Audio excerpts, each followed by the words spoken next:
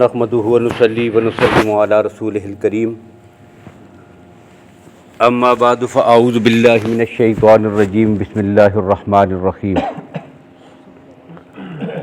فإن لم تفعلوا ولن تفعلوا فاتقوا النار التي وقودها الناس والحجارة أعدت للكافرين وبشر الذين آمنوا وعملوا الصالحات أن لهم جنات تجري من تحتها الأنهار كلما رزقوا منها من ثمرة رزقا قالوا هذا الذي رزقنا من قبل وأتوا به متشابها وَلَهُمْ فِيهَا أَزْوَاجٌ مُطَهَّرَةٌ وَهُمْ فِيهَا خَالِدُونَ صدق اللہ العظیم۔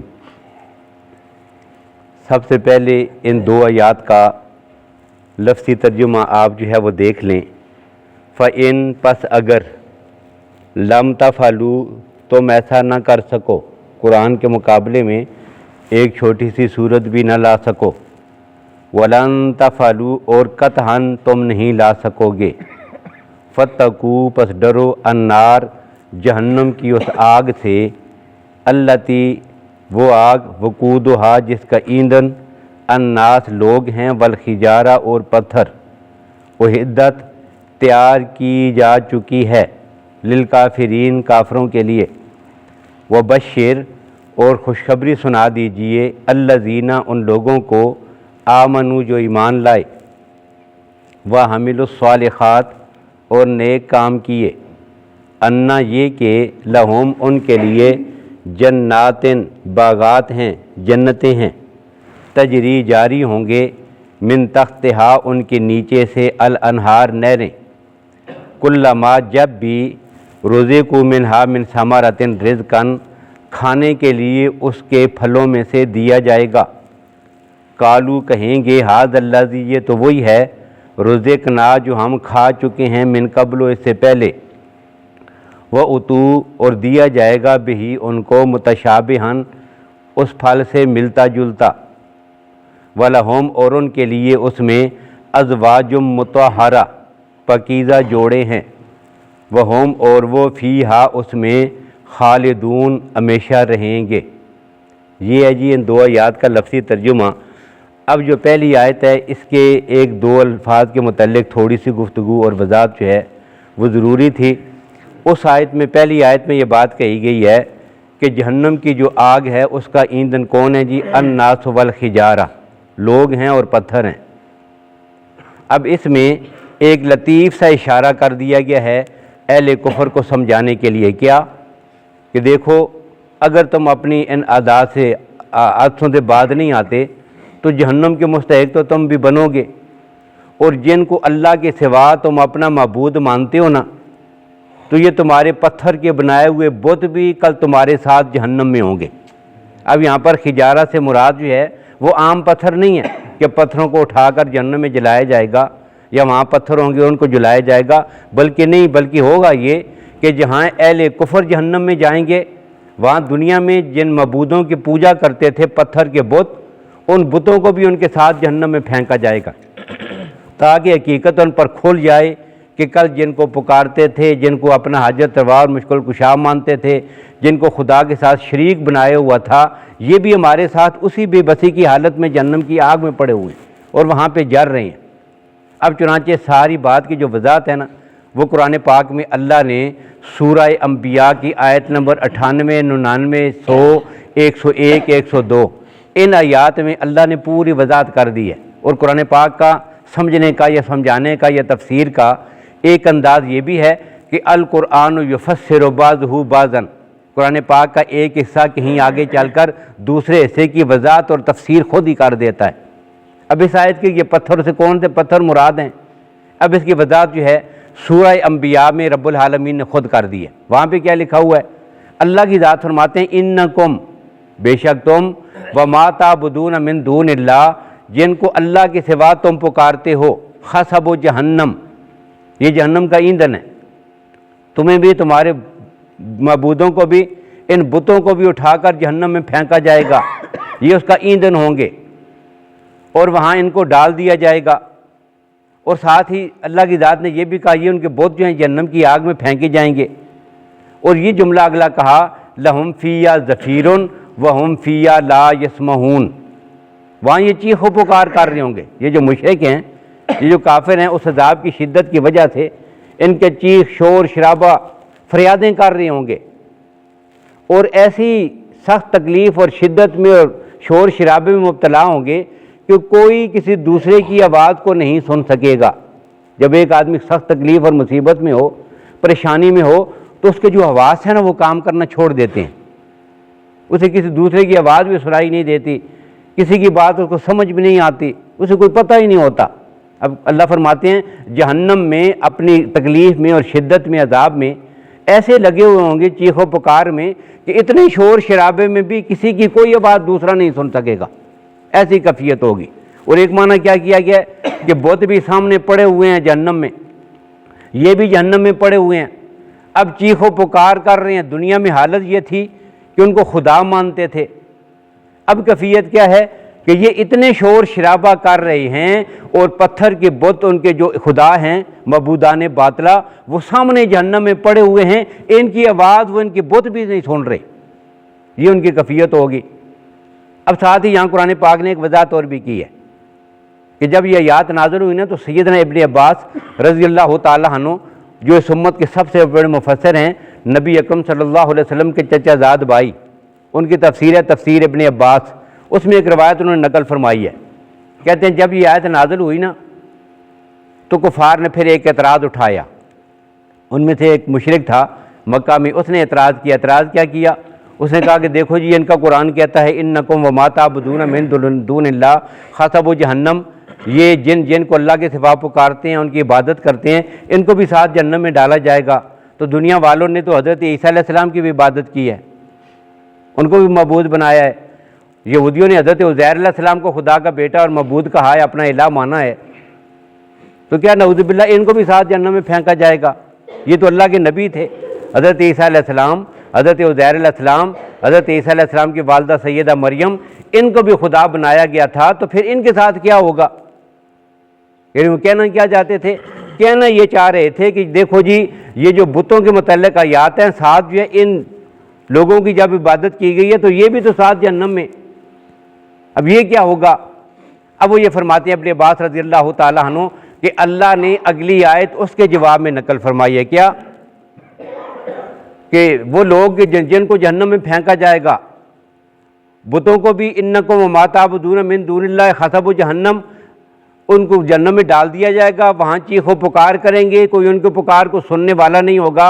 اور پھر رب العالمین فرماتے ہیں کہ وہ لوگ کہ جو اللہ کے نیک بندے ہیں، ان الذین سبقت لہم من الحسنی اولئک عنہا مبعدون، اس کے رد میں یہ مشرک نے جب اعتراض اٹھایا نا تو اللہ نے وہیں پر اس کا رد کر دیا۔ اگلی آیت نازل ہوئی کیا کہ وہ لوگ کہ ان الذین سبقت لہم من الحسنی، اللہ نے جن کے مقدر میں روز اول سے جنتی ہونا لکھ دیا ہے، یہ اللہ کے نیک بندے ہیں، اولیاء کرام ہیں، بزرگان دین ہیں، جن کو اللہ کے سوا پکارا گیا، جن کی عبادت کی گئی، یہ تو ساری زندگی اللہ کی توحید کی دعوت دیتے رہے۔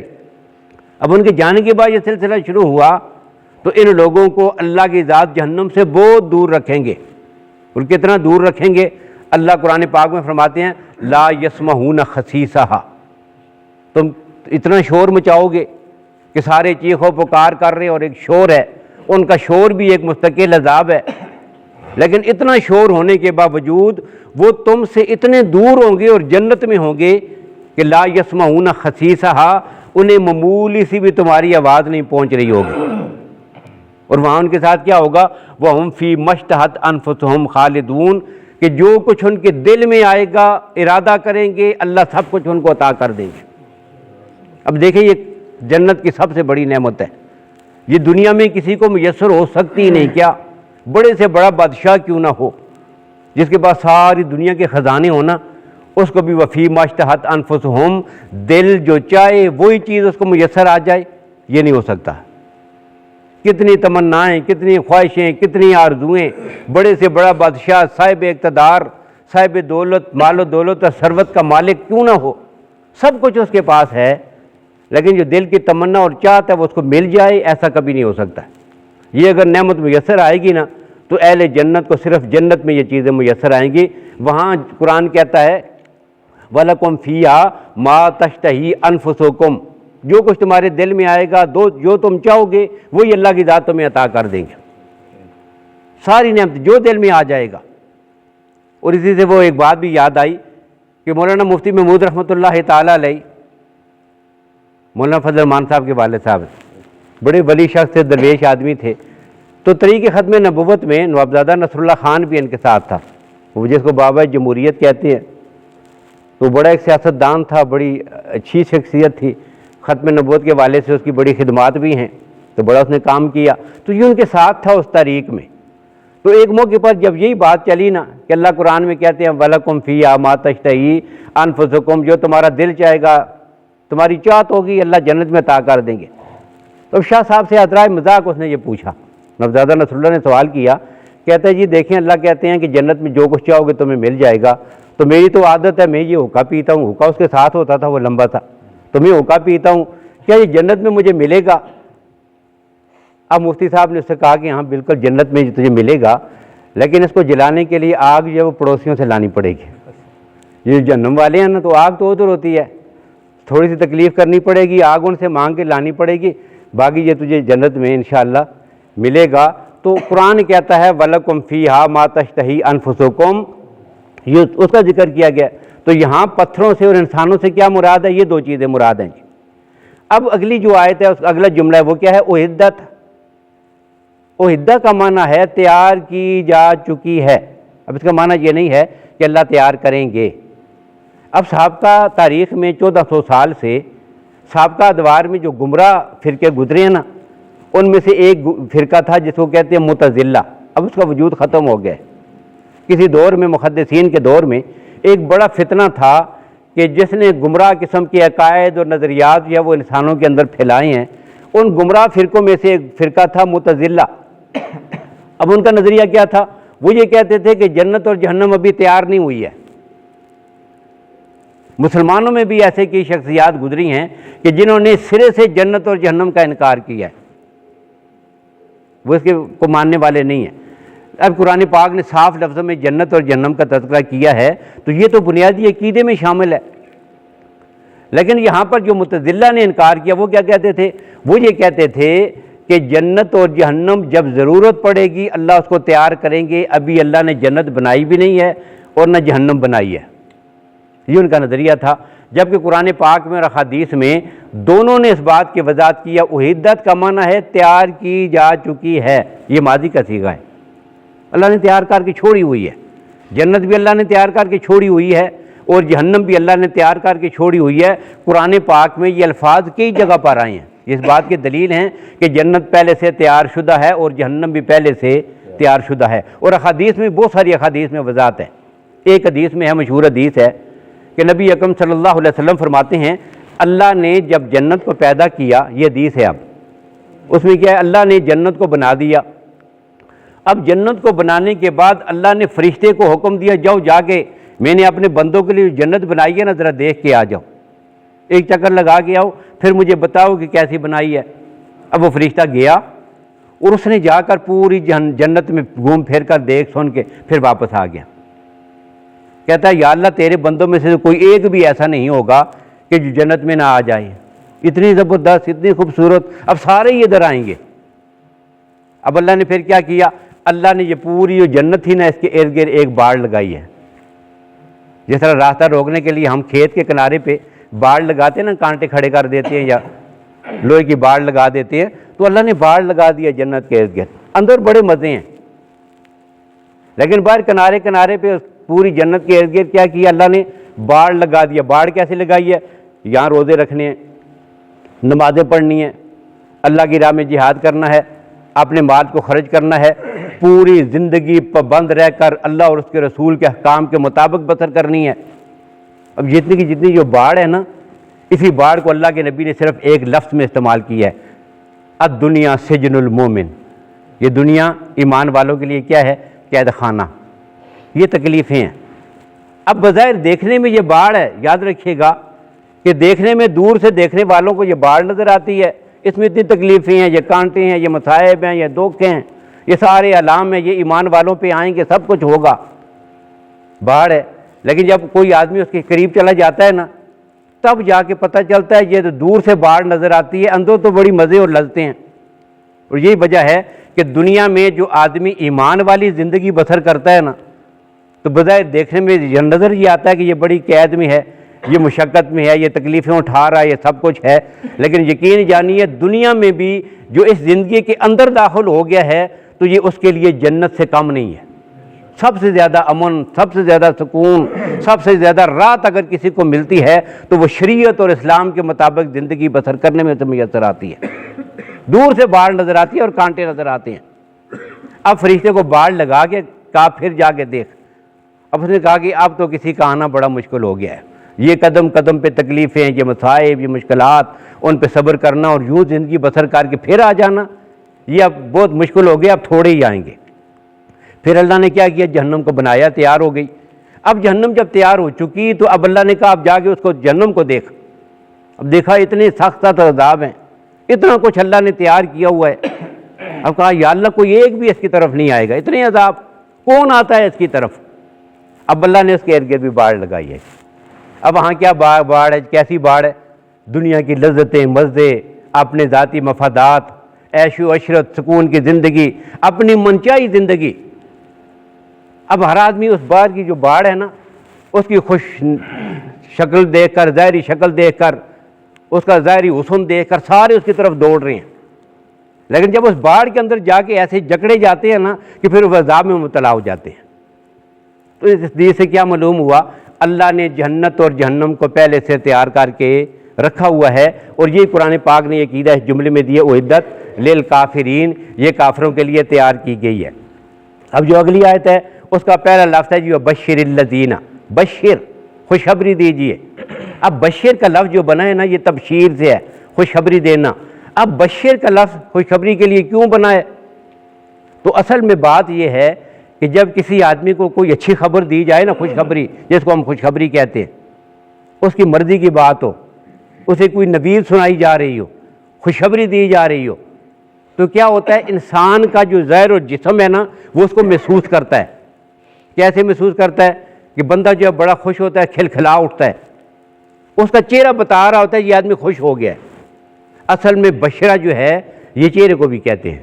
بشرہ کسے کہتے ہیں؟ ہم اپنی زبان میں بھی کہتے ہیں، بشرہ جو ہے یہ چہرے کو کہتے ہیں۔ تو بشر کا معنی یہ ہے کہ وہ خبر کہ جس کو سن کر اس کا چہرہ کھلکھلا اٹھے، اسی سے لفظ بشارت بنا ہے۔ اب اللہ کہتے ہیں بشر، خوشخبری سنا دیجیے۔ اب قرآن پاک کا انداز سمجھانے کا کیا ہے کہ قرآن پاک آپ دیکھیں گے جا بجا جب بھی اہل کفر کی بات کرے گا ساتھ ہی اہل ایمان کی بات بھی کرے گا۔ جہاں اہل کفر کے لیے سزا کا ذکر ہوگا، اہل ایمان کے لیے قرآن پاک ساتھ ہی جزا کا ذکر بھی کرے گا۔ اب چنانچہ یہاں بھی ایسا ہی ہوا کہ پہلی آیت میں اللہ نے جہنم کے عذاب کا ذکر کیا ہے اہل کفر کے لیے، اب اس دوسری آیت میں اہل ایمان کے لیے اللہ کی ذات جنت کی بشارتوں اور اس کی نعمتوں کا ذکر کر رہے ہیں۔ اب اس آیت میں کیا ہے، انشاءاللہ آئندہ کل کی گفتگو میں اسی آیت کے متعلق تفسیر آپ کے سامنے آئے گی۔ اللہ تعالی ہمیں قرآن و سنت کو سمجھنے کی اور اس پہ عمل پیرا ہونے کی توفیق نصیب فرمائے۔